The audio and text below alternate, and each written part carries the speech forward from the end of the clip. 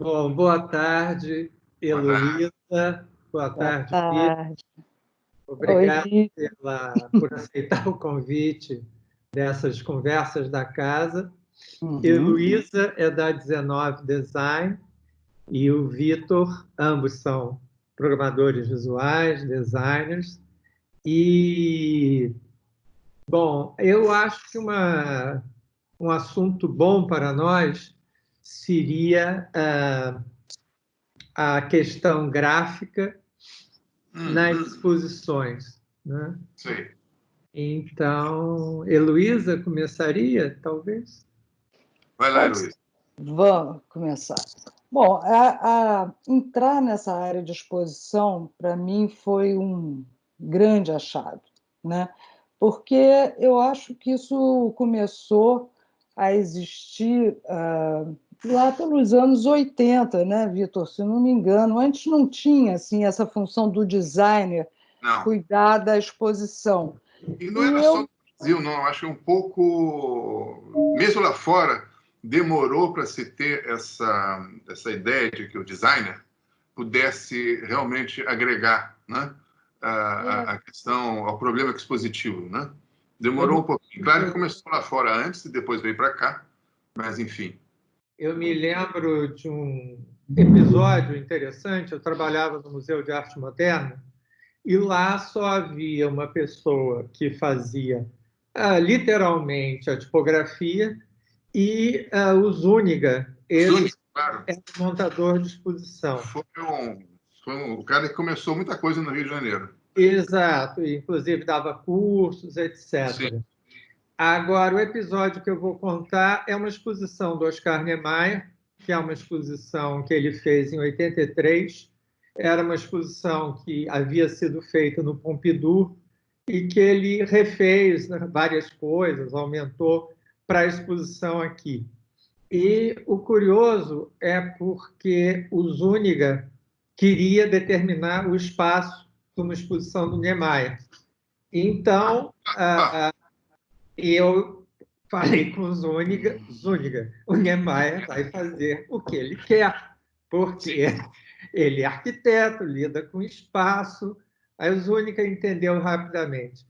Mas eu estou começando por um choque, e não é exatamente... Só que interessante e revelador, porque ele se levanta duas questões. Primeiro, eu achei curioso você começar com a questão gráfica. Depois a gente vai discutir isso. E depois você logo entrou para o nexo da questão, eu acho que é a questão da arquitetura, né? No fundo, a minha frustração, que eu comecei trabalhando no unidimensional, no bidimensional, no máximo, que é o livro, né? O design gráfico do livro, eu sempre tive essa grande frustração de não poder trabalhar, e comecei com você, na verdade, você, Laura, algum tempo atrás, trabalhar com arquitetura, porque se você trabalhar para montar uma exposição, na montagem de uma exposição, você trabalha um pouco com arquitetura, ou com quase arquitetura, né? Você trabalha com três dimensões, com espaço.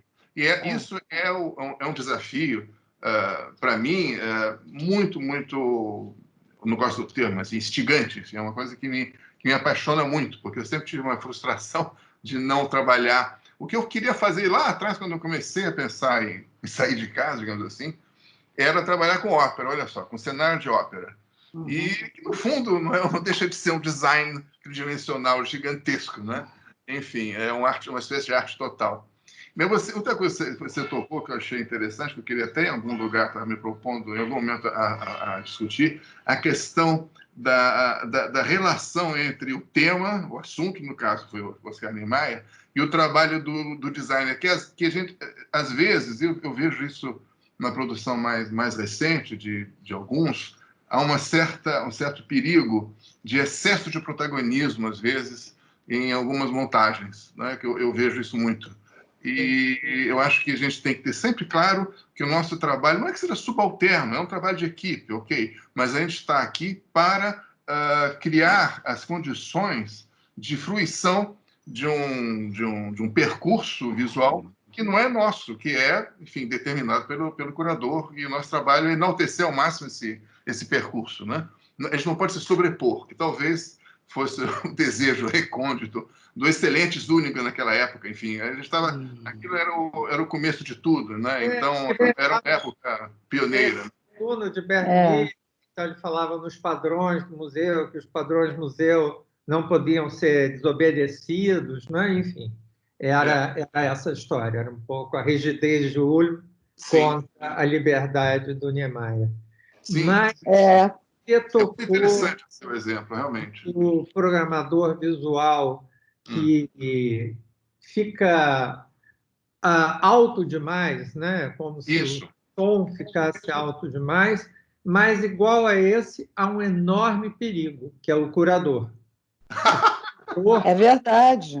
O curador pode querer usar uma exposição para demonstrar a sua inteligência e, com isso, né, fazer uma exposição que é muito dentro da ideia dele, que dá muito pouca margem para as pessoas usufruírem. E eu também acho que uma boa curadoria e um bom design de exposição, o público só deve notar que está muito bonito. Interessante. É verdade. E gostar do que está vendo e saber que ele está ali para, enfim, percorrer uma ideia que é o fruto de uma equipe, né? De uma equipe em que ninguém quer se sobrepor a ninguém. Né? Que a gente tem que incluir aí a cenografia, né? Claro. Que algumas exposições têm o cenógrafo, né? Que entra nessa parte do 3D que você estava falando. Sim. Eu acho que na Casa Roberto Marinho a gente trabalha junto com o Lauro, que é arquiteto de formação, e que ajuda muito nessa organização entre designer e curador e arquitetura. Quer dizer, ele faz uma ponte aí muito bem fechada. Quer dizer, talvez um dos poucos lugares onde eu atuei ajudando na distribuição da obra dentro do espaço e como é que entra o texto, a obra, o espaço, os highlights, tudo isso trabalhando junto com o Lauro, que tem essa noção toda, porque às vezes o curador não tem noção nenhuma de espaço. Com frequência. Com frequência. E às vezes você tem a interferência do cenógrafo, que também cria, às vezes, uma confusão, porque a cenografia, às vezes, se sobrepõe à própria exposição, ela pode, né? Até em termos cromáticos e tudo mais, né? Cores. Esse desejo de todo mundo, né, de querer ser artista. Né? Tem um excesso de protagonismo. Não é sempre, graças a Deus, mas muitas vezes a gente vê isso acontecer. O excesso de protagonismo, né, de ter uma fala assim, autônoma. Assim como você tem arte pela arte, você teria que, às vezes, eu vejo um desejo de ter um design pelo design, que eu acho também uma coisa completamente equivocada. Enfim. Talvez Desculpe, eu achei ótimo, Heloísa, introduzir essa figura do cenógrafo, que aqui no Brasil, se não me engano, surgiu naquela Bienal dos 500 anos, né? No qual você tinha... Tem um caso alucinante naquele lugar. Eram exposições blockbuster. Sim. E havia uma crença, penso, que as pessoas não iriam curtir a exposição se não fossem intermediadas por um cenógrafo. Né? E aí isso gerou belíssimas exposições, em alguns casos, desastrosas em outros. Com certeza. Agora, e propagou essa crença que eu acho que é fazer muito pouco do artista e do público, né? Que você precisa de uma intermediação para usufruir, uma intermediação visual também. Né? Porque eu acho mesmo que você, tanto design quanto curador, podem ser brilhantes com discrição, né? E sem atrapalhar o que está sendo exposto. É a tentação do espetáculo, você transformar uma exposição num espetáculo. Tem o caso na Bienal, o caso do Lorenzo Mongiardino, que vinha, aliás, da ópera, né? Não por acaso vinha da ópera, e transformou a parte final da exposição num espetáculo operístico que abafou completamente a temática. A questão é essa, a gente não está aqui para abafar, a gente não está aqui para aparecer além do tema que nos é dado. Agora, eu dou aula na ESG, né? E as minhas aulas são sobre arte contemporânea, algo como antropologia e arquitetura, e os alunos ficam muito nervosos, porque não é uma questão de projeto diretamente, né? Então, falam muito, professor, para que serve eu ter um conhecimento de arte moderna e contemporânea? Para que serve? E eu falei, olha, é o seguinte, programadores visuais há muitos e bons. Porém, o programador visual que possa ter uma interlocução de igual para igual com o curador e pode colaborar nesse trabalho, certamente será o escolhido, né?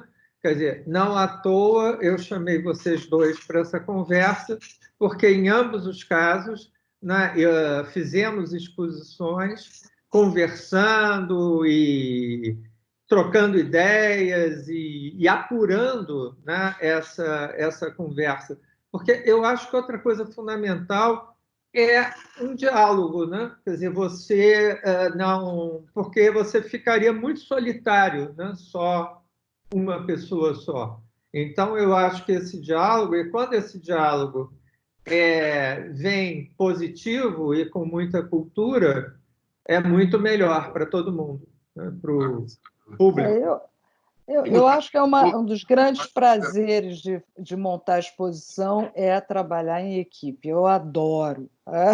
E já montei várias exposições, né, que vai desde Monet, né, que foi talvez a segunda ou terceira exposição grande, né, que veio de fora, importante. Eu estava bem ainda jovem, e aí me apareceu aquilo ali, foi um desafio, porque tinha essa questão, né, Vitor, de lidar com o tridimensional, apesar de eu ter feito as duas faculdades. Eu fiz comunicação visual e desenho industrial. Eu me formei nas duas, porque eu não sabia o que eu queria. Quer dizer, aí entrei para o Aloysio Magalhães e fiquei na comunicação visual e gostei, porque no fundo a gente não sabia bem. Estava surgindo, né? Tudo estava começando. Tudo era meio novo. Tudo estava começando ali, tudo estava começando com vocês. Eu cheguei que nem um de fora, né? Cheguei de fora. Mas vocês começaram tudo isso no Brasil, com certeza, com certeza. E as coisas foram acontecendo naturalmente, digamos, né? Até para as pessoas que não conhecem, depois eu vou perguntar a Heloísa também. Vitor, você pode narrar um pouco a sua experiência, como foi de aprendizado, autoaprendizado, enfim? É um autoaprendizado, né? Contrariamente a Heloísa, eu não tive a sorte, enfim, de ter uma formação oficial, digamos assim, né? Eu me formei no trabalho diretamente. Eu comecei estagiando na Itália, uma editora, que na época era muito conhecida, que era Franco Maria Ricci, fazia livros de arte extraordinários. Sim. E eu comecei, na verdade, dentro de uma biblioteca. Era a biblioteca do meu pai, que era a biblioteca do meu avô, que era a biblioteca do meu bisavô. Era uma coisa, eu estava ali imerso nessa paixão pelo livro. E essa paixão foi se desenvolvendo naturalmente com a chamada do Carlos Lacerda, que me chamou para o Brasil, ele queria montar uma coisa parecida com essa editora onde estava em Milão, e construiu os Amigos do Livro. Ele veio a falecer um ano depois, mas eu continuei com a Nova Fronteira, desenvolvi um trabalho, enfim, que era realmente, no começo, era estritamente capa de livro e, curiosamente, só a frente. No Brasil, na época, só se fazia a frente da capa. Você não cuidava nem da lombada, nem da quarta capa. É coisa muito curiosa a gente entender isso hoje, mas era tudo segmentado, assim, né? Você conseguia a arquitetura no século XIX. O arquiteto só fazia fazia fachada. da fachada. Você cuidava da fachada. Era mesmo um acúmulo de fachadas, é verdade, é verdade. Uhum. E representar aquela fachada com toda a mestria possível. O que tinha dentro era um pouco secundário, é verdade. Mas, enfim, e pouco a pouco, enfim, aí veio a Companhia das Letras, que trouxe uma visão mais completa do objeto livro, né, como objeto tridimensional, que hoje em dia é totalmente natural, enfim, mas na época não era, foi uma certa revolução. Enfim, aí as coisas foram indo, e eu sempre carreguei essa frustração lá atrás de querer trabalhar com arquitetura, que era era e é uma paixão para mim. E, de certa forma, a montar uma exposição era uma forma de trabalhar um pouco com esse espaço da arquitetura. E é isso que, enfim, você me deu algumas oportunidades. Eu tinha já feito uma exposição no MAN sobre os anos JK, que tinha sido bastante bem sucedida, e queria ter feito mais exposições, mas, enfim, o universo do livro me tomou muito, né? E continua me tomando, e com a mesma paixão que eu sempre tive. Resumindo muito, é isso.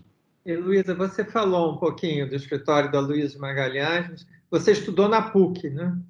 Eu estudei na PUC, eu fui a segunda turma da PUC, olha só. A PUC estava começando. Fui o segundo ano da PUC, foi uma escolha que eu fiz, porque eu fiz o cursinho para a ESG do Eppinghaus. Eu ia para a ESG, mas eu comecei a frequentar a ESG e falei, eu não sei se eu quero ficar aqui. E a PUC estava abrindo com a Marta Caldeirão, que era ligada à história da arte, né? Então, era uma formação um pouco mais aberta do que a ESG, era menos na caixinha, assim. E isso, como eu estava muito indefinida ainda, eu pensei em fazer matemática, depois pensei em fazer arquitetura. Matemática, porque eu amo matemática. Então, que beleza. eu tinha paixão assim, né, por matemática na escola. Eu tinha aula particular só para saber mais. Então, eu não sabia bem para onde eu ia, a coisa era muito nova, eu caía aí por acaso. A minha vida foi feita de acasos, né? Como todas as nossas vidas sempre são. Isso é tão engraçado, as coisas foram surgindo assim, e aonde eu gostei, eu fui cultivando, né? Eu fui ficando nas áreas que eu me deparei e gostei. Mas, enfim, então fiz PUC, e daí eu tinha como professor o Rafael e o Joaquim, que eram os dois sócios do Aloysio, na PVDI na época, e fui lá pedir meu estágiozinho, que aí toparam, ainda bem, e ali conheci a Evelyn, que virou a minha primeira sócia, né? Quando a gente saiu do Aloysio, saímos juntas, as duas. Foi uma das crises que o Brasil teve, o Aloysio deu uma enxugada e mandou metade do escritório embora, nessa fomos nós duas. E abrimos o nosso escritório. Eu já estava com um projetão do bolso, que era uma vila urbo-industrial do Grupo Peixoto de Castro, que me chamaram para fazer. Eu falei, eu não tenho a menor condição de fazer. Eu estava formada há um ano, mas tinha sinalização da Vila dos Operários, tinha a marca do Polo Mondesir, tinha, não sei, enfim, era um projeto enorme que me chamaram, e eu falei, gente, eu consultei a Nair e a Evelyn e tal, e como saímos juntos, falei, olha, Evelyn, eu tenho esse projetão aqui, vamos fazer juntas? Vamos. E aí começamos já com um projeto debaixo do braço, o nosso escritóriozinho, né? Que era num quarto, onde no outro quarto tinha a Ana Luísa, na Eurico Cruz. E aí nos conhecemos, quer dizer, a Evelyn já conhecia a Ana Luísa, que era 10 anos mais velha do que eu conhecia ela de vista, de congresso de design, que eu participei e tudo mais, mas era ali a Ana Luísa Escorel. Então, nisso, nos conhecemos, nos juntamos, resolvemos abrir um espaço profissional, com nota fiscal, com tudo isso, né? Sair dessa coisa mais informal de RPA e tudo mais, e abrimos um escritório de 3 mulheres, que na época foi uma novidade, eu acho, né, Vitor? Sim, 3 sim. mulheres com um escritório com endereço. Então, era um assunto muito masculino, é verdade. Era É, um masculino, isso é verdade, isso é verdade. É muito interessante isso. aí, e foi muito bem, né? Nós fizemos muitos trabalhos em diversas áreas, porque Claro. cada uma trouxe um tipo de cliente, tinha um tipo de relacionamento. A Ana Luísa trouxe muito a área de cinema, então fizemos aberturas de filme, cartazes de cinema, sinalização,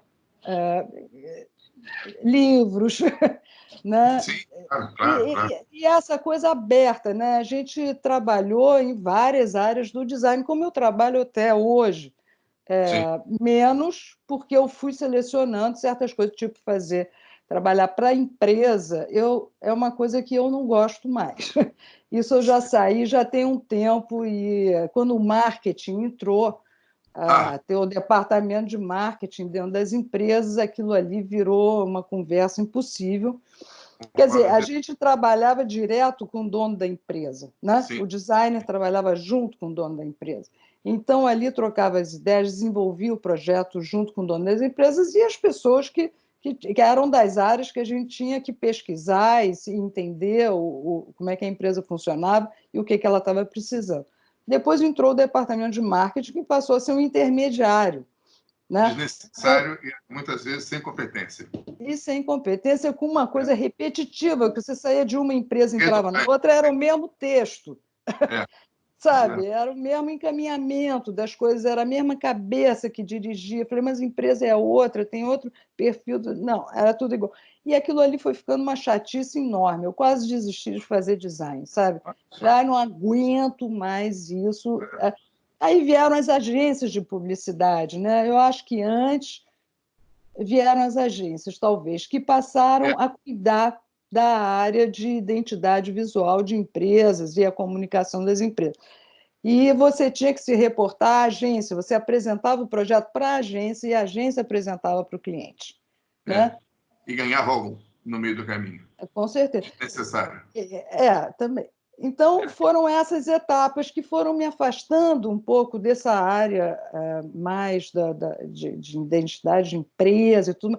Identidade de loja, pequenos restaurantes, tudo isso não. Eu continuei, fiz Garcia Rodrigues, Gula Gula, Piriri, Perera, que eu adoro, porque você tem isso, você tem um contato direto com o dono da empresa, a sua conversa é direta. Com o tema, né? Não é só o dono, é com o tema, com o assunto que você tem que resolver. Tema, um tema, com quem está vivendo aquilo, você sabe, né? Para que aquilo vai servir, para quem é. Né? Você está falando de identidade. É identidade. Então, pouco que a gente faz com a exposição também, né?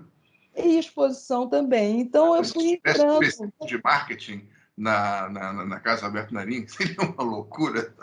Você já pensou, Laura? O desastre que seria. Deus nos proteja. Não.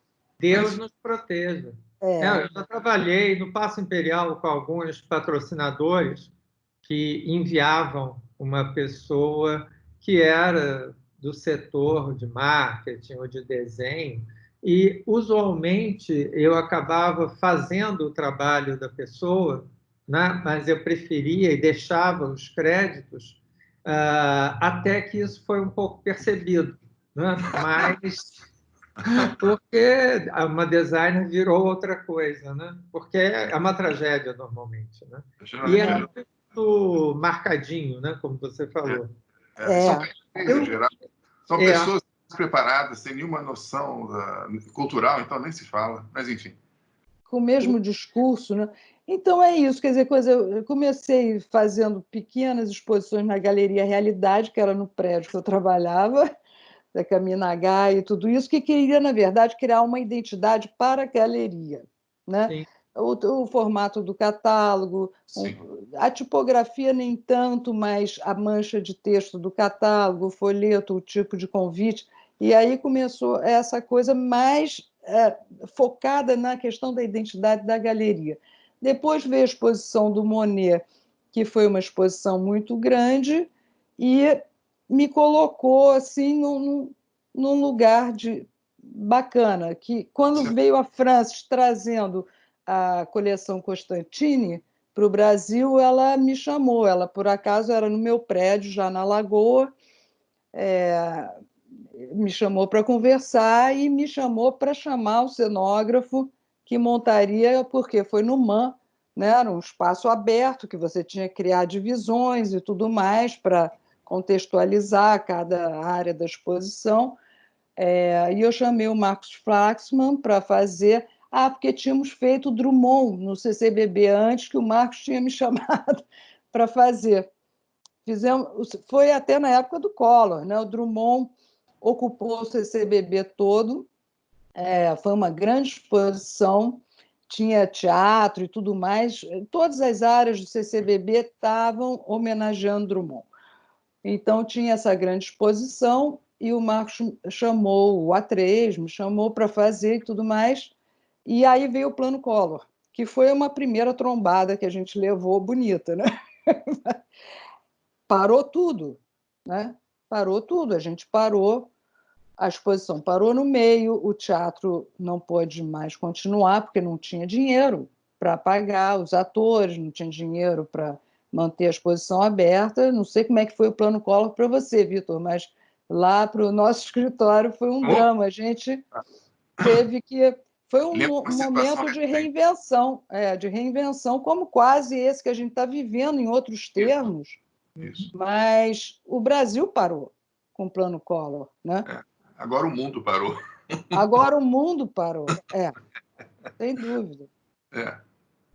Mas, assim, nesse ritmo, no nosso trabalho, foi uma parada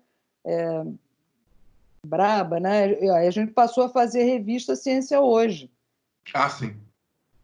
Fomos para dentro da Ciência Hoje, o escritório inteiro. Sei. Nessa época, eu estava completando o doutorado na França. Então, eu fui poupado, mas o Plano Collor, chegando com cartas de amigos, era alguém que vinha na França e meus próprios parentes, era assustador, realmente assustador. Eu acho que o filme do Walter Moreira Salles e da Daniela, A Terra Estrangeira, Belo filme. É o filme que melhor retrata esse momento, né? A desilusão, a falta de saída, o choque das velhas gerações, em procura de uma terra sua, aquele navio encalhado, né? Que parecia muito Brasil, né? Completamente encalhado, ali sem movimento. Continua encalhado, aliás, né? De novo. Calhou de novo, talvez de vez. Nossa Senhora. Navegou bastante, né? Parecia que ia navegar, mas talvez ele até tenha tido um naufrágio, né? Mas eu espero. Talvez seja um naufrágio, Não, com certeza. Nossa Agora, Senhora. Voltando, o computador, Sei. quando vocês começaram, não era tão determinante, né? Eu me lembro, o primeiro livro que eu escrevi era Vera Bernardes diagramando, né? E ela tirava diagonais, né? Com esquadro, enfim, era uma operação artesanal, o Arquitetura Kit, né? Bom, enfim, e havia muito mais também fases, né? Para haver um livro. Não é?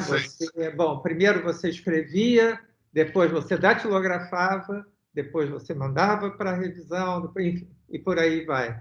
Mas queria que vocês falassem um pouco do design sem computador e como foi se adaptar ao design com computador. Às vezes eu fico até com medo de falar sobre esse assunto. Os seus alunos, por exemplo, devem achar esse assunto estranhíssimo, né? Como é que havia um mundo antes do computador, né? Para eles é uma coisa que nem toca-disco, enfim, é uma coisa, né, surreal para eles. Mas, para mim, pelo menos, foi um momento drástico, foi uma mudança drástica. Eu tive uma certa resistência, uma forte resistência no início, não queria saber disso, mas foi entrando. E isso eu posso dizer uma coisa, não tem nenhuma saudade do mundo artesanal anterior. Nenhuma. A capacidade que você tem hoje em dia de controle sobre o que você está produzindo é uma coisa extraordinária, extraordinária. Eu digo até que você para um projeto gráfico porque não dá mais para adiante, porque você tem que entregar o trabalho, porque você poderia voltar e refazer, e melhorar, aprimorar quase indefinidamente. E isso era quase impossível no mundo pré-computador. O que talvez tivesse, não sei se a Luísa vai concordar com isso, você tinha que ter um conceito, talvez um pouco mais sólido, antes de ir para a prancheta, porque a prancheta implicava num tempo, num labor extremamente complexo, né? Você tinha que... Era uma coisa, enfim, artesanal mesmo. O Pestap era um trabalho artesanal, literalmente. Então, você tinha que ter um conceito, talvez já rascunhado, de alguma forma, um pouco mais denso antes de entrar no efetivo do trabalho. Hoje em dia, você pode começar de uma forma muito mais imprecisa e aquilo vai se adensando dentro do computador, dentro do processo. É diferente, é uma outra atitude. E, às vezes, eu sinto certos automatismos na produção atual que talvez antigamente não tinha. Talvez pode ser uma opinião minha, enfim. Você tinha isso, você tinha que ter um conceito mais sólido antes de passar para a execução. Não sei se a Luísa pode concordar com isso. Não, claro, concordo. Deus me livre, aquela execução era uma loucura. Imagina, a gente desenhava aquilo tudo na mão, fazia fotocomposição, copiava a letra, À mão. botava com papel manteiga em cima do catálogo, Isso, corpo 12, corpo 8, corpo 9, 8,5. Você tinha que acertar. E não sei o que, e-mail. O texto na mão. Você tinha que ter certeza absoluta de que corpo 12 sobre 16 ia caber no seu espaço. Senão você não tinha como refazer, porque implicava em dinheiro. Você tinha que refazer tudo. Era um inferno. Era um inferno. Hoje a gente tem um controle absolutamente impressionante sobre o que a gente faz, que não existia antes. E uma possibilidade de escolha, né? Infinita. Enquanto a gente está falando, estão surgindo 3 ou 4 fontes novas no mundo. Né? A gente trabalhava no universo tipográfico limitadíssimo. Não porque não existissem fontes, mas você não tinha acesso a elas com a facilidade que você tem hoje em dia. Você tinha que desenhar. E a gente ainda teve sorte, porque a gente começou com a fotocomposição. Meu pai não tinha nem fotocomposição, era letra desenhada à mão, na mão. Era uma coisa... Você tinha também outro approach do pensamento tipográfico. Era muito mais consistente e rico do que é hoje, com certeza. Enfim, são muito diferentes. A respeito de escolha, uma forte impressão, não de vocês, nem de gente do vosso nível, mas havia... o computador logo surgiu, ele tinha um problema sério, porque, às vezes, os programadores visuais ficavam fascinados com esses recursos todos e começavam a usá-los sistematicamente, não é? E fazendo uma programação muito poluída, né? E isso, durante algum tempo, quando começou o desenho de rede, de internet, a estética era terrível, né? Porque eram pessoas que faziam já como a primeira fase, né? Agora, eu confesso que eu caí nesse erro, viu? Eu fiz essa besteira. A gente fez muita besteira. Eu fiz, claro. Eu fiquei fascinada com isso tudo, por exemplo, de sobrepor imagem, tipografia e distorcer. E tudo isso foram recursos que... Nossa, eu fiz muita coisa ruim. Você teve o período David Carson, que foi uma loucura. Você tinha uma mensagem incompreensível para exercitar mais a atenção na mensagem. Nossa, como a gente perdeu tempo naquilo. E a mania da elipse. Você tinha uma coisa que era chatíssima de fazer em design gráfico de prancheta, que era desenhar elipse. É uma bobagem, mas é engraçado. Era uma coisa chatérrima, de usar régua francesa, era uma coisa infernal. Aí apareceu a elipse dentro do Quark, ali assim, Quark se usava na época, né? E no Photoshop. Aí virou uma festa. O que teve de logotipo feito em elipse durante uns 5 ou 6 anos foi uma loucura, era tudo elipse, porque era fácil de fazer. E você teve também uma ilusão no começo da questão do computador, que era uma falsa democracia. Todo mundo podia. No fundo, o instrumento era o mesmo para todo mundo. Era esse computador, um programa que qualquer um podia usar, E isso lembra, bom, eu vou ser designer também. O que teve de gente que trabalhou para a empresa, você deve ter visto isso, Luiz, que começou a produzir diretamente, né? O marqueteiro fazia design e pronto, saía aquelas coisas sem menor qualidade de reflexão, de pensamento, de projeto, né? Teve uma ilusão de democracia do instrumento de trabalho, que foi uma coisa impressionante. Mas isso continua até hoje, Cada um faz o seu logotipozinho, faz o seu papel de carta, outra coisa terrível foi a questão da impressão digital, né? Esses logotipos, essas coisas que a gente tem na rua, essas placas enormes em digitais, que são horrendas, o material é horrendo, e tudo meio igual, meio excessivo, vagabundo, em suma. Você tem certas democracias falsas que aconteceram no meio do design que foram muito complicadas, enfim. Eu acho que isso, como a gente evoluiu, né? Quer dizer, eu que já fiz toda a minha besteirada, né, nesse momento de fascinação com o computador,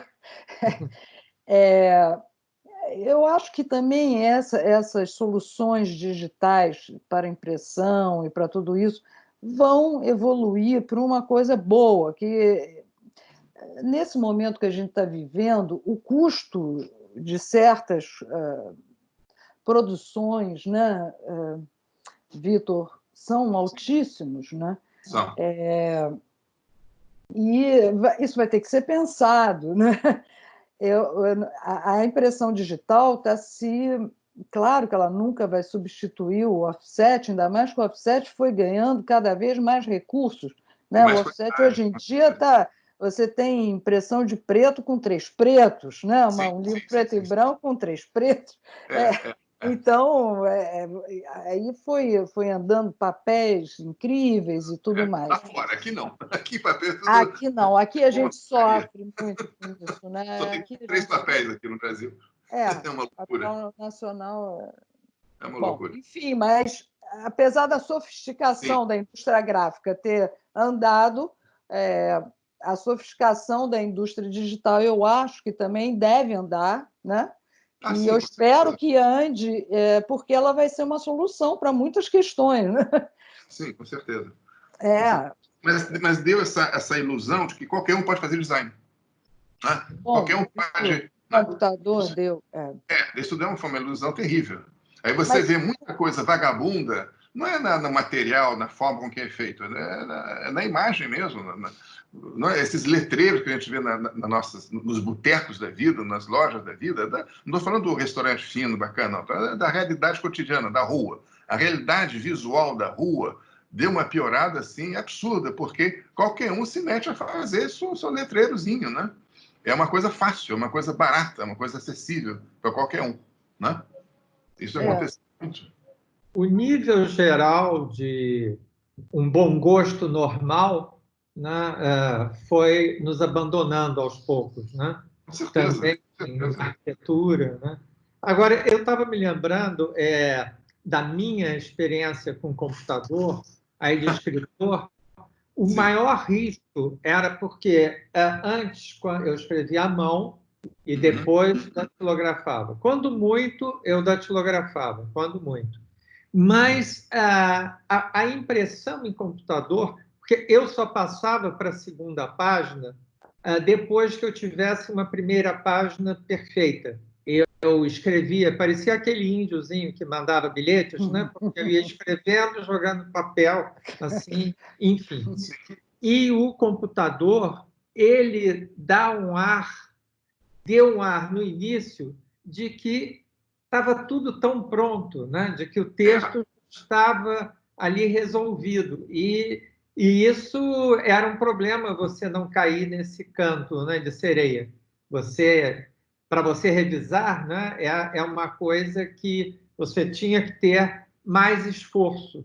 Né? E, Laura, você não sente saudade, de alguma forma? É uma coisa que me dá uma certa aflição hoje em dia. Não tem mais original. Não tem mais um texto original canônico. Quando você escrevia à mão, mesmo que você datilografava, né, você tinha um texto original. Aquilo era o texto, era a verdade do texto. Hoje em dia, quando você está digitando diretamente no computador, e aquilo começa a sair do seu computador, vai para a internet, vai circular, vai para o revisor, vai para a editora e tal, acabou, né? O texto não é mais canônico, é uma coisa muito impressionante, isso vai desaparecer. Quando você tem hoje em dia a primeira edição da Recherche de Tom Perdu, ok, é aquela primeira edição, esse é o texto final verdadeiro, canônico do livro. Isso agora não existe mais, né? O texto virou completamente virtual. E aqueles manuscritos de Guimarães Rosa, isso. todos as anotações, são... Isso acabou. Sem dúvida que é uma perda. Assustador, é um pouco assustador. Assim como a literatura epistolar, né? Porque... Acabou. A correspondência de fulano com cicrano. Acabou, não tem mais, ninguém escreve mais. Ninguém escreve mais. Eu não sei se a gente vai poder considerar a troca de e-mail como uma troca epistolar, né? Talvez tenha que chegar a isso. Sinceramente, quando eu recebo um e-mail literário, né, enorme, eu fico chateado, aborrecido, bored, né? E normalmente, quer dizer, porque aí você tem que desprender o mesmo esforço literário de resposta, né? Mesma altura, tem que estar à altura disso. Quanto... Muitas vezes eu não respondo a esses e-mails nunca, né? O que é um absurdo. A nossa concepção de tempo mudou muito, né? Muito. Essa questão, por exemplo, da evolução do texto, uma coisa que eu tenho o hábito de fazer e que eu acho bastante razoável é ir botando as versões, né? barra tal, né? Enfim. Eu estou escrevendo um texto agora sobre a correspondência de Lúcio Costa e Le Corbusier, que o último rascunho que eu salvei é o número 48. Né? Nossa! Juro, você vai, aí você... Não tem fim. É que eu estava dizendo um pouco antes, na profissão, você pode ir infinitamente no aprimoramento do texto, vai ter, enfim, não tem limite, né? Seca o texto, mas você tirou um trecho que você achava bom, e é sempre, enfim, o teste da gaveta, né, que os antigos falavam, é bastante bom também.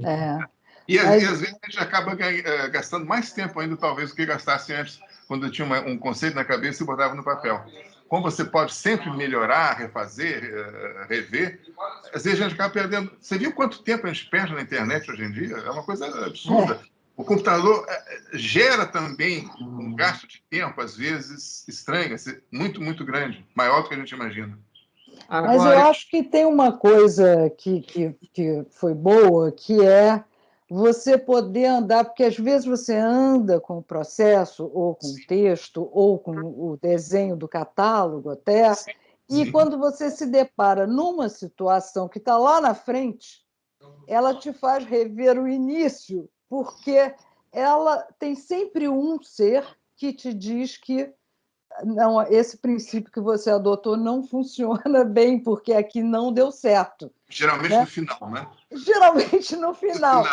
Então, imagine isso nesses outros tempos. Você ia ter que engolir aquela coisa mal enjambrada lá, porque não solucionou bem uma X questão que está lá para o fim, e sem poder voltar e refazer. Eu acho que o texto deve ter a mesma coisa, que é você achar que um período do texto ficaria muito melhor lá do que cá.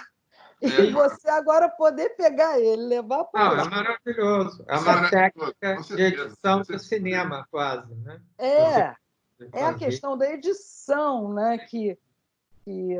Projeto e edição. Né? Bom, eu estava pensando aqui uma coisa também. Vocês já imaginaram se nessa situação de quarentena que nós estamos, de repente suspendesse a internet, não tivéssemos... Melhor o suicídio. Claro, já pensei.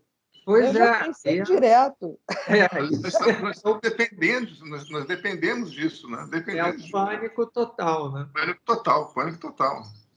Teve uma hora que a minha luz de cabeceira, eu estava lendo, deitado na cama de noite, já tudo escuro.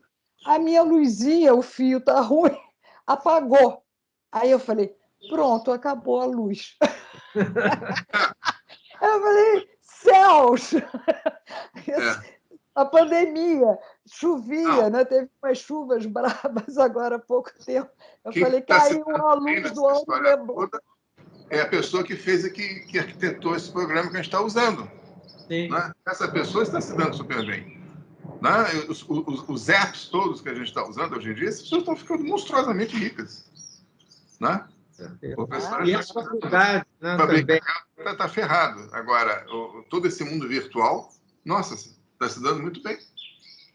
Sem falar das entregas, não? Amazon da vida, enfim. Eu estou ouvindo pássaros. É do seu apartamento? Tem um passarinho que entra aqui em casa, inclusive, hoje em dia, regularmente. Ele faz a limpeza do chão para nós, uma maravilha. Ele estava aqui agora há pouco. Né?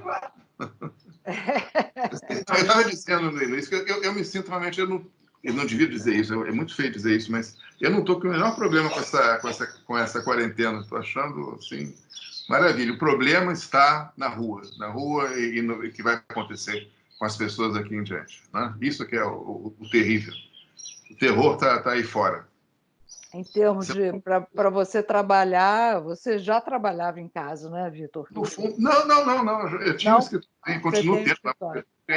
Tem um escritório fora de casa. Eu fui expulso de casa pelo condomínio, uma coisa ótima. Sabe? Chega, muita gente subindo, entrando aqui, não pode, tem que sair daqui. E foi ótimo, eu abri um escritório que o Lauro conhece, também com uma boa vista para o MAN, aliás. E lá, agora, aqui estou em casa e, no fundo, para mim, não muda absolutamente nada em termos de trabalho. Absolutamente nada. Acho que para você também não deve mudar muito. O que, aliás, é um certo perigo, né? Está se falando muito nessa questão do trabalho em casa, que muitas empresas vão optar por isso, em grande parte. Em grande parte. E eu acho que é uma certa perda. Eu digo que eu estou muito bem aqui, estou contente no meu computador, trabalhando, mas eu sinto falta do contato com meus assistentes. Eu sinto realmente muita falta do contato com o contínuo, né? Em pessoa, em person. Falam na maior eficiência, né? Que ninguém se atrasa, é tudo na hora. Mas custa menos. Pois é, custa muito menos. Mas eu acho que a virtualidade ainda não nos permite uma conversa tão profunda sobre um projeto, né? Enfim. Por exemplo, eu adoraria ter essa conversa que a gente está tendo ao vivo. Eu acho que seria muito melhor, muito mais prazeroso. Com certeza. Bom, faremos. Agora, você sabe, por outro lado, um aspecto interessante é porque eu sempre tive, desde o início da Casa Roberto Marinho, o desejo de fazer um arquivo de conversas com artistas visuais da nossa época, né? E era um projeto importante, mas que sempre havia coisas mais emergenciais e importantes. E agora, com esse tempo, né, forçado, eu resolvi usar para isso. Né? Isso foi muito bom, com certeza. Com certeza. Ótimo. É uma livraria virtual que você está constituindo, né? E tenho visto lives também de outras pessoas. Eu gostaria que nós retornássemos para a exposição. Sim, né? Sim. Aí Luísa, vou fazer uma escolha muito autocentrada. Você poderia falar um pouco sobre a exposição Burle Marx, que nós fizemos juntos, né? E todo mundo ganhou prêmio nessa exposição. Né? A exposição ganhou prêmio, eu ganhei prêmio, você ganhou prêmio. Né? Eu ganhei prêmio? Nem me lembro. Você ganhou melhor design de exposição. Que bom. Que bom. Não, mas foi uma grande exposição, né? Foi uma dessas marcantes para mim. E teve isso junto com você, que você participa muito da dinâmica, né? da proposta de dinâmica que a exposição deve ter. Isso interferindo na coisa. Por quê? A gente não tinha um cenógrafo, né? Então, era essa situação diferente, como a gente trabalha na Casa Roberto Marinho, onde o designer trabalha direto com o curador. Né? E essa conversa com você trouxe muitas soluções gráficas para a exposição, como você sempre traz, aliás, que eu acho muito bom, eu acho que é uma contribuição, e eu aceito e topo e boto fé, porque... Mas o inverso também é real, né? Muitas vezes eu estou bolando uma coisa muito complicada e Luísa me olha assim. Eu já sei, não, tem certeza? Isso vai ficar muito. Tem certeza que você fala. Então, nós brincamos, nossos amigos da ESD não vão gostar. Isso vai ser demais. Mas, e uma coisa particularmente interessante que eu acho dessa exposição, além dela inteira, né? Mas foi aquela resolução da cronologia, acompanhar um rodapé alentado, né? E você, então, podia associar a cronologia ao que estava de material na exposição, né? Sem ter que fazer algo separado. Né? Isso foi uma solução ótima e que funcionou muito bem, né? Que a gente estava com muito medo como é que isso ia se resolver graficamente, né? E de leitura, porque o rodapé é aquele, né? Teve de ser num plano inclinado e com uma letra de um tamanho X que as pessoas pudessem ler em pé, né? As senhoras não reclamassem que tinham que dobrar a coluna, porque eu já levei também muita observação na exposição da África, a Arte da África, que foi também uma exposição grande no CCBB, da coleção do Museu Etnológico de Berlim, de arte africana, que era muito escura. Tem esse terceiro fator, aliás, quarto, que é a iluminação, que era muito escura. E aí as legendas sofrem, né? E quem leva... Houve um certo modismo naquela época de exposições na escuridão, né? Houve uma certa paixão pela escuridão. Uma coisa era frustrante. Hedionda, quando a iluminação era tudo escuro, e a iluminação só vai recortada milimetricamente em torno da obra. Parece que você está vendo diapositivos, né? Você está vendo imagens retroiluminadas. Né? Foi um certo modismo, que, graças a Deus, eu acho que desapareceu agora. Às vezes a fotografia impõe coisas um pouco bobas, né, na nossa vida. Mas, enfim... sofri com isso, né? Porque eu passei muito por essa situação também. Entrava iluminador, isso era uma parceria com a cenografia. Aonde entrava o design aí eu reclamei, só botava uma né? letrinha, né? Botava uma letrinha, né? Na Você cabeça botava dele, uma letrinha, na não cabeça valia dele, nada. era botar uma letrinha. A legenda não valia nada, né? Valia o resto todo, aquela ambiance toda. Transformar a exposição num espetáculo. E foi uma coisa que aconteceu muito, infelizmente. Muito. Um pouco na arquitetura acontece com os museus, né? Em que o invólucro é muito mais importante do que tem dentro do museu, né? Isso eu acho que com o Lauro, né? A gente tem a sorte, né, Vitor, de não passar por essas situações, porque o Lauro é arquiteto, dá aula numa escola de design, então você veja, e é o curador, como você aí consegue agregar bem, né? Essas partes todas, porque fica atomizado, fica um discurso mais fluido, né? Muito mais fluido e muito mais interessante.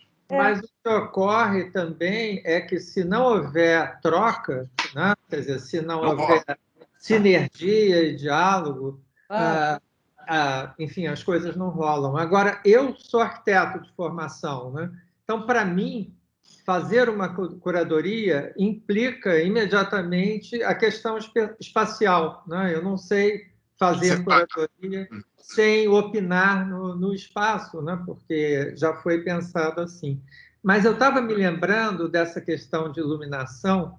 Vitor e eu fizemos outra grande exposição no Paço Imperial, que foi Quando o Brasil era Moderno, né? Que foi uma exposição monumental e era uma exposição basicamente sobre o Rio, né? Dos anos 30, 40, 50, né?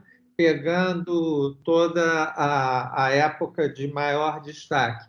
E, na época, ocupava o passo inteiro, né?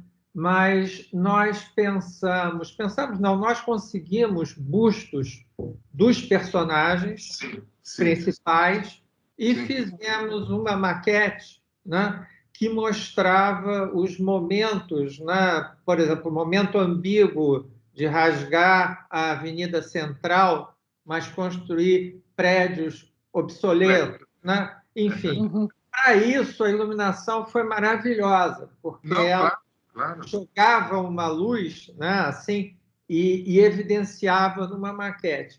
Só que, na maior parte do tempo, nós ficávamos assim até entristecidos, porque nós frustrávamos o iluminador.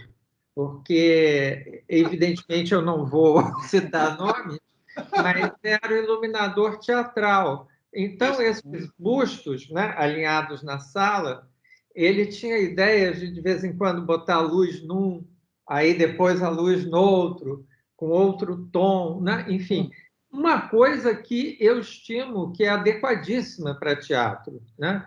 Mas que, para o caso de exposição, não é o caso de fazer essa dramaticidade, né? Tem uma...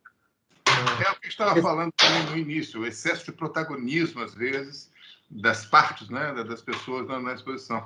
Você nunca deve sobrepor, fazer um discurso autônomo, não há um discurso autônomo. Tem que ser sempre um discurso de equipe.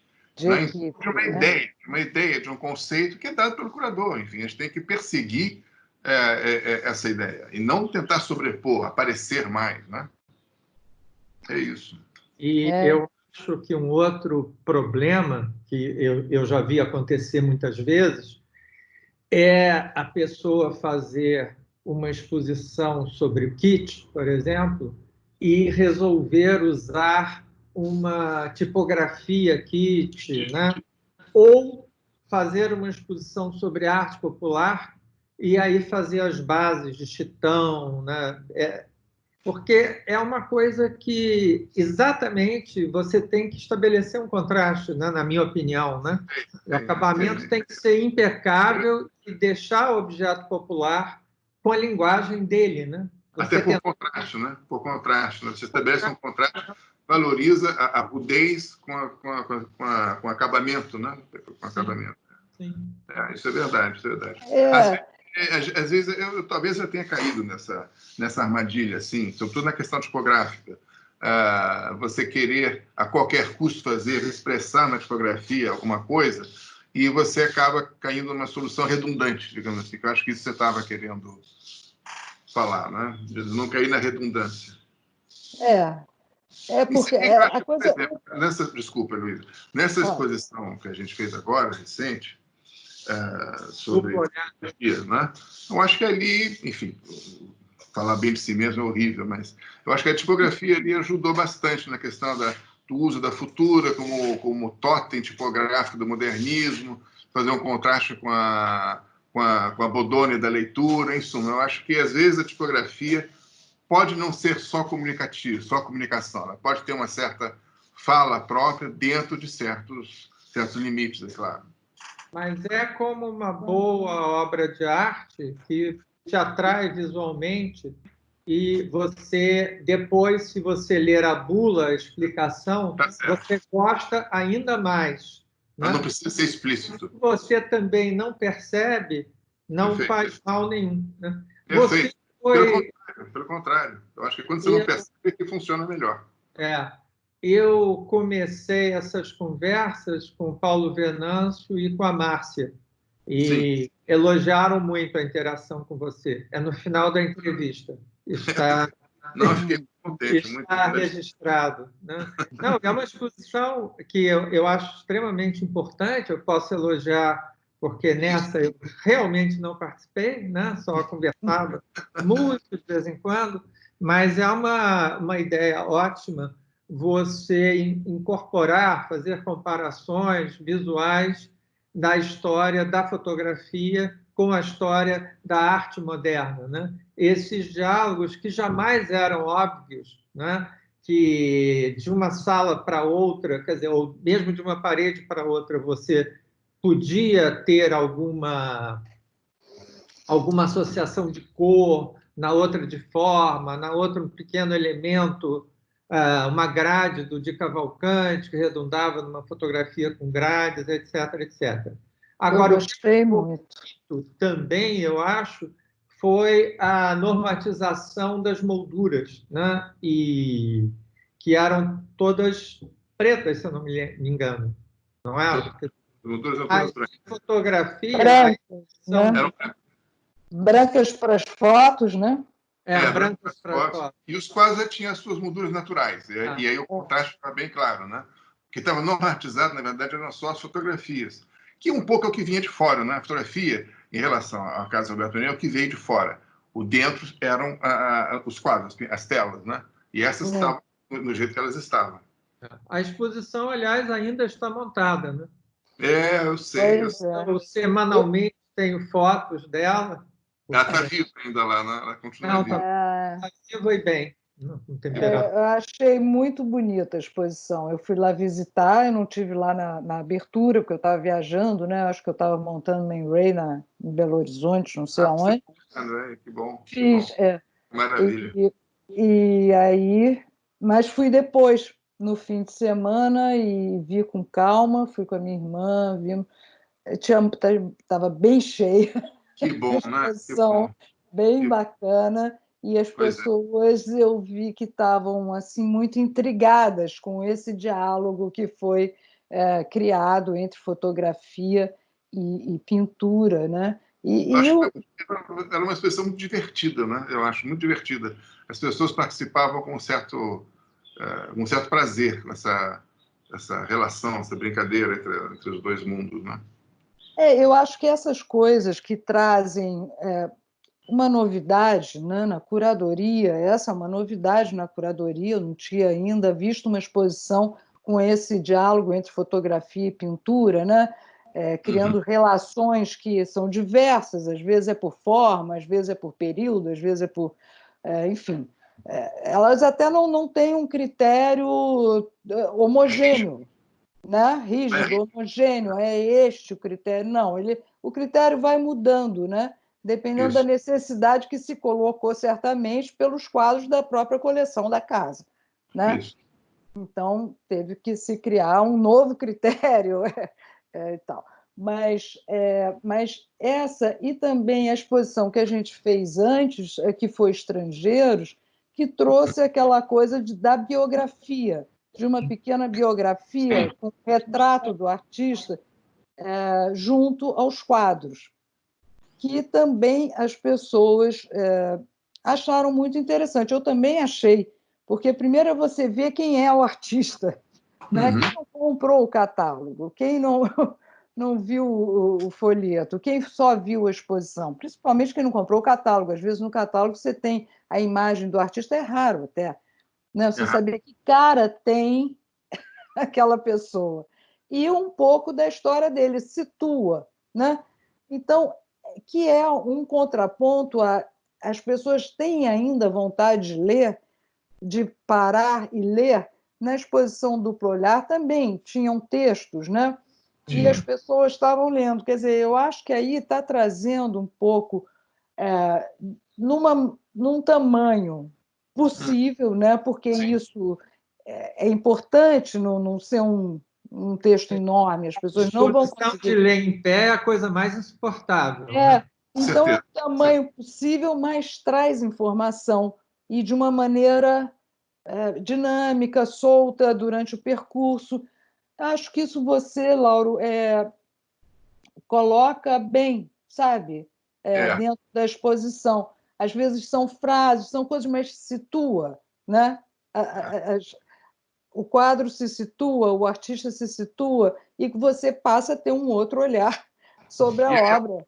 E é uma forma também de respeitar o visitante, né? De respeitar quem está vendo a exposição. Não achar que ela tem que ser atraída por uma coisa espetacular. Não, ela vai interagir de maneira inteligente. Ela vai ler um texto, ela vai buscar informação de maneira inteligente.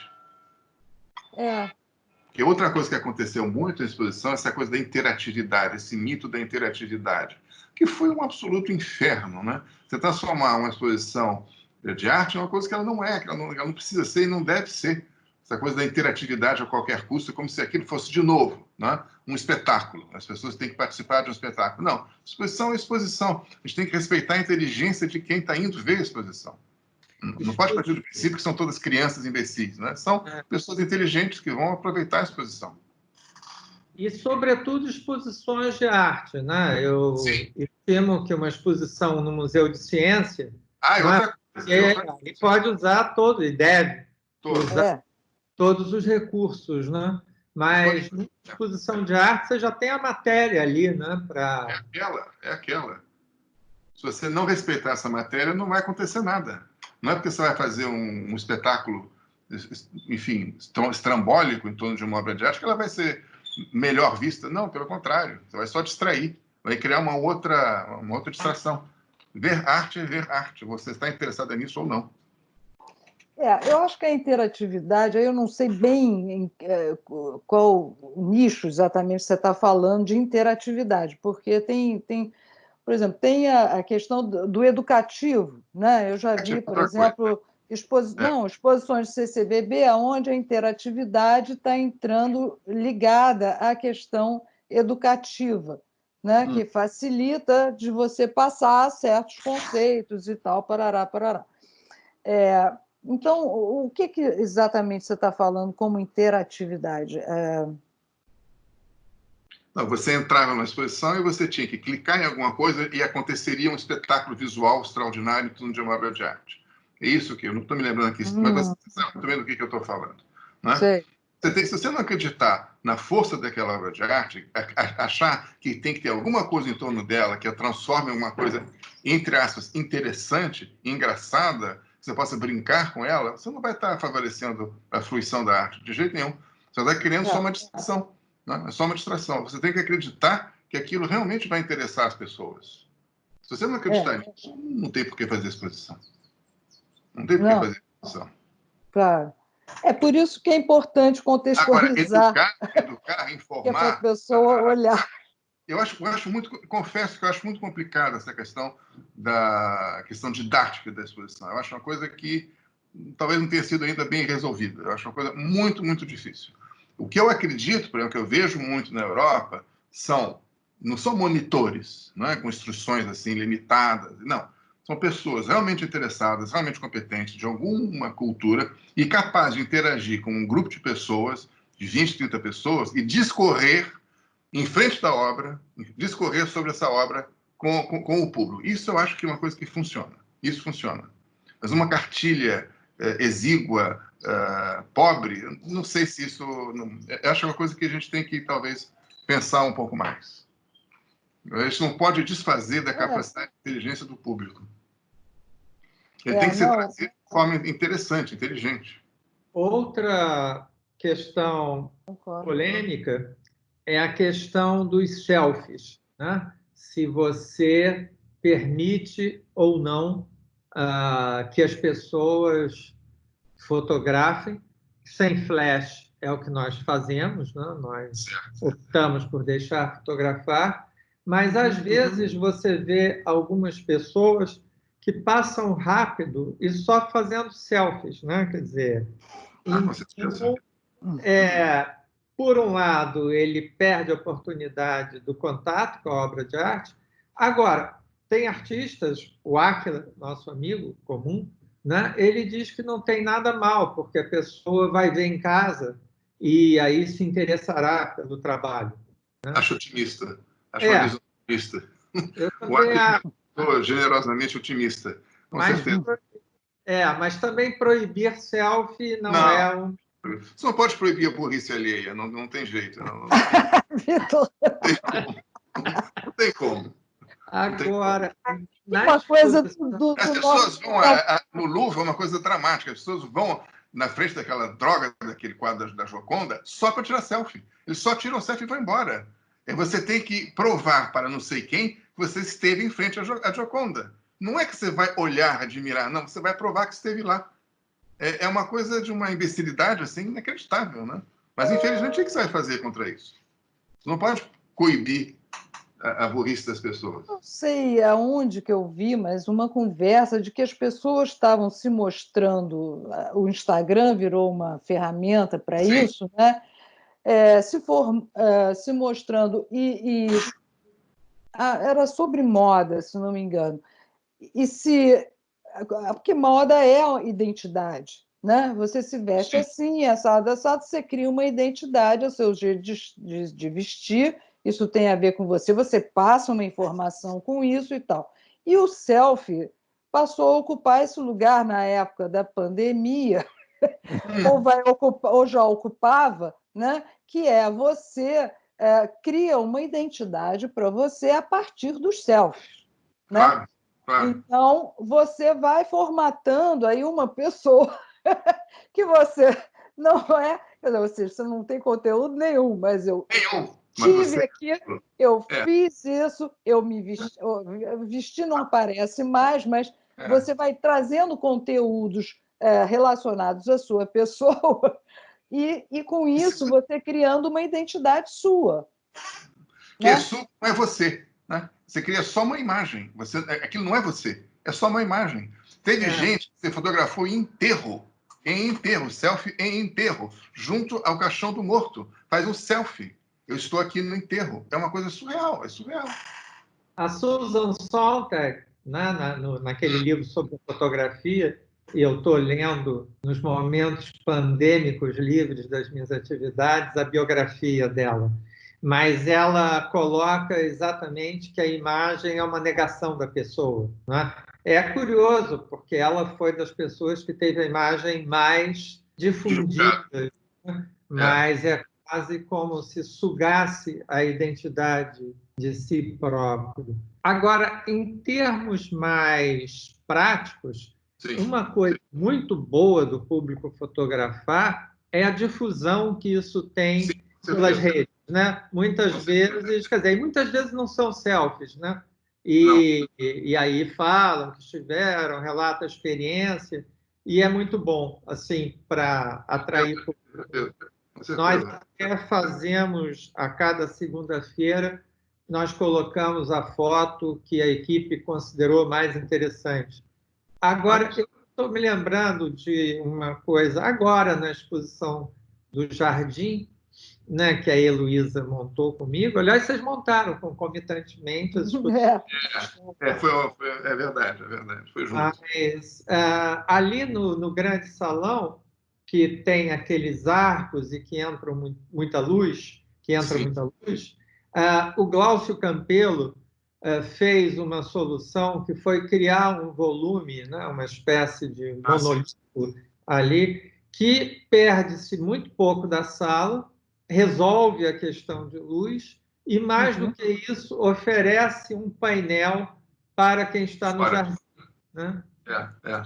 E a Heloísa fez lindo a identidade da exposição e fez as letras que refletem, né? Espelhadas, né? Espelhado. Muito bonito, então, e ficou o canto inteligente, bonito e inteligente. Pois é. Você vê o jardim ali, né? Do jardim você se vê. Reflete o jardim, é uma ideia brilhante, com certeza. Ficou muito bacana. Muito bacana.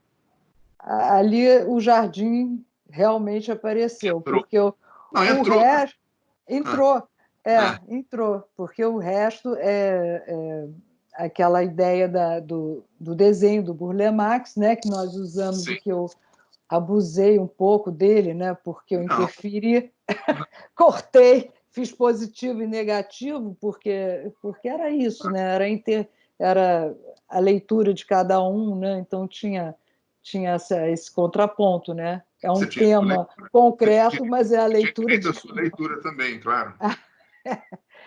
Então, ali o jardim apareceu. Porque, Vitor, agora falando sobre tipografia, você entrou aí com a Futura, né? Eu ainda estou assim, muito ligada, até a gente conversou sobre isso. Ficou chateado, eu senti na hora. Que eu usei uma tipografia que não era do manual. Foi uma coisa espontânea. Eu sinto muito se em suma. Mas eu achei que era tão... Bem, para mim foi tão natural. Mas eu não sabia. E você me disse, não, mas tinha que usar a fonte da casa. Mas não foi eu que criei a identidade. O manual não é meu. Eu sei, eu sei. Não, eu só sou uma menina obediente. É. Você não. Eu sou mais revoltado. Não foi revolta nenhuma, não. Não foi revolta nenhuma. Mas, enfim, eu achei que... Você sabe que eu tenho uma certa mania de trabalhar, enfim, de dar uma certa importância para a tipografia, né? Pô, É uma mas coisa você...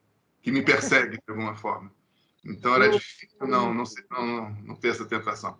Eu me lembro do logotipo do Passo que você fez aludindo, né, a formas geométricas, né, Sim, período Hausiano, e, isso, do outro lado, fez o nome, Passo Imperial, em Bodoni, né, que é um isso. tipo Outra tara minha, realmente. Tá bom, Dona. Que, no fundo, é uma fonte moderna, viu? É simplesmente a primeira fonte moderna da história. Por isso que ela liga tão bem com a futura. Porque as duas têm a mesma métrica e as duas são modernas. Só que em tempos diferentes. Né? Como você tinha pinturas ali que eram mais, digamos assim, não tão modernas quanto as fotografias, né? Volta e meia, que deviam de uma tradição mais, enfim, anterior, eu achei interessante ter um diálogo entre dois momentos. Né? Mas os dois momentos são modernos. A futura é o logotipo da modernidade, praticamente. Né? Sobretudo na época que você estava trabalhando, assim, 40, 50, 60, enfim. Então, remetia direto. Mas o que você disse ali, em certo momento, é interessante. Tudo isso tem que ser transparente, tem que ser uma coisa inconsciente. Né? As pessoas não têm que... ele botou essa fonte... Não, isso simplesmente é prazeroso esteticamente. E depois, talvez, alguém... ou não, vai fazer essa edição. Eu até estava pensando que seria interessante no catálogo, naquela folha final, né, você ter um pequeno registro. Né? Eu sempre faço isso, mas eu não fiz nesse caso porque eu vi que não era hábito da casa, então eu me abstive de fazer. Mas a gente podia ter colocado ali. Aí a Heloísa não brigou com você. Aí ela não brigaria comigo, talvez.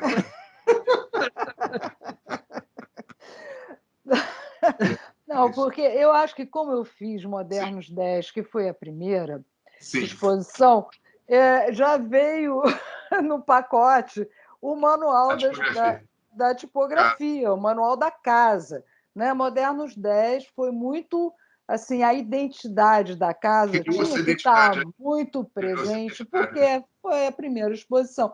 Eu acho até que isso é uma coisa a se pensar, né? Eu acho que aconteceu naturalmente. E eu acho que eu respeitei de uma forma. Assim, não é, a questão não é mais essa.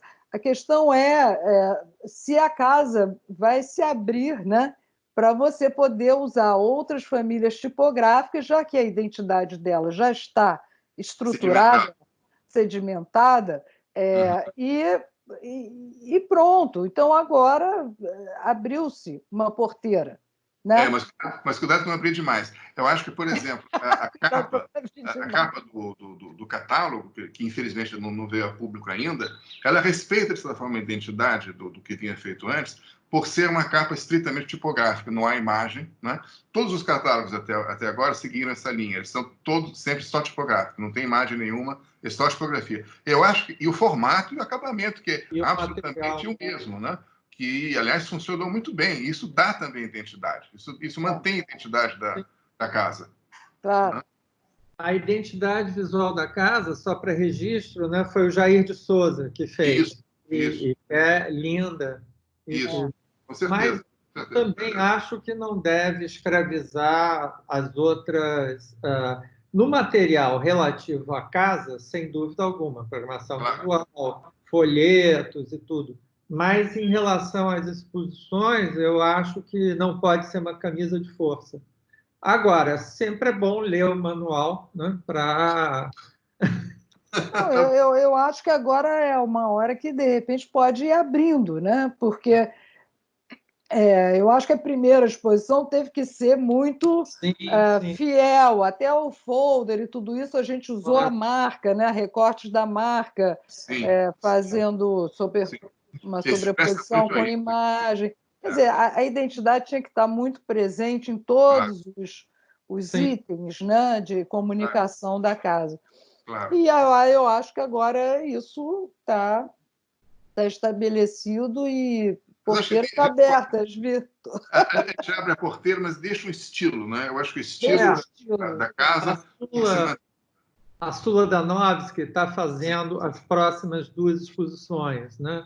Que são, vai se chamar Ler e Arte, e no primeiro andar vai ser Feito à Mão, que são livros de artistas contemporâneos que o Leonel Kais edita, que são maravilhas, né? Você abre uma caixa, dali sai uma exposição. E, além disso, ele angariou também obras das coleções dos próprios artistas, então vai ser muito bacana.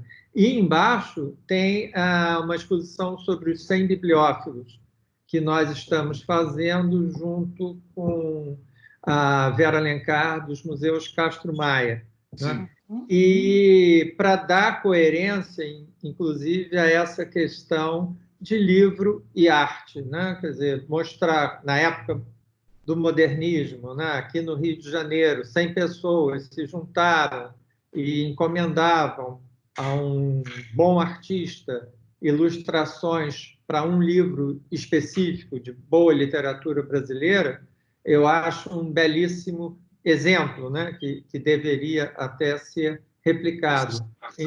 Então, nós vamos ter as 2 exposições concomitantes, e desta feita eu pedi a Sula Danovski para fazer a identidade de ambas, né? Porque aí me preocupava muito mais do que a identidade com a casa, mas a identidade de uma com outra, com uma exposição e outra, para que o espectador sentisse uma continuidade. Uhum. Legal. Vai ser muito interessante, com certeza. É muito importante a experiência dos 100 bibliófilos, que, aliás, foi muito calcada na época do Castro Maia, numa experiência francesa, né? Que era um hábito francês, era uma cultura francesa. Você tem clubes, tiveram vários clubes, um deles, inclusive, meu avô participou. Enfim, você tinha clubes que encomendavam obras para artistas, isso mesmo, né? Ilustrando grandes obras literárias. Era uma mania francesa. Isso típico da década de 20, 30, 40, enfim, do século passado. É muito interessante. Exato. E são muito interessantes os trabalhos também. E nós estamos em alguns fazendo uma ampliação de detalhe, porque os detalhes são legais. Porque também é algo muito difícil você fazer uma exposição de livros, né? É a mais difícil de todas. É a mais difícil de todas. Estava pensando aqui, né? Como é que eu fiz uma coisa uma vez na Biblioteca Nacional e acho muito difícil, geralmente frustrante. Outra muito difícil, que você já disse algumas vezes, exposição de arquitetura. Né? Muito difícil. Sim. É muito difícil. Você atrair as pessoas para esses temas. Mas eu acho que com a questão das ampliações, que hoje em dia realmente ficou muito facilitado, antigamente era muito difícil, né? Com a explotagem de alta qualidade, onde você pode fazer coisas belíssimas. Isso é um excelente caminho.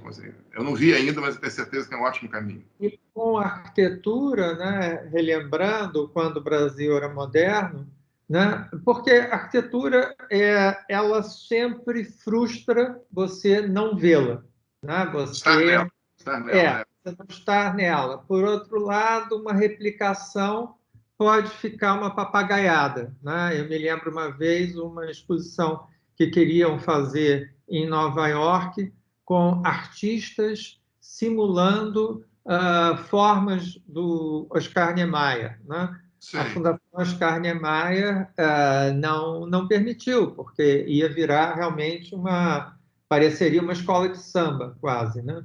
Mas você ter alguma alusão espacial, alguma emoção espacial numa exposição de arquitetura é muito bom. E, nesse sentido, aquela estante ondulada, serpenteante, que fizemos para quando o Brasil era moderno, né?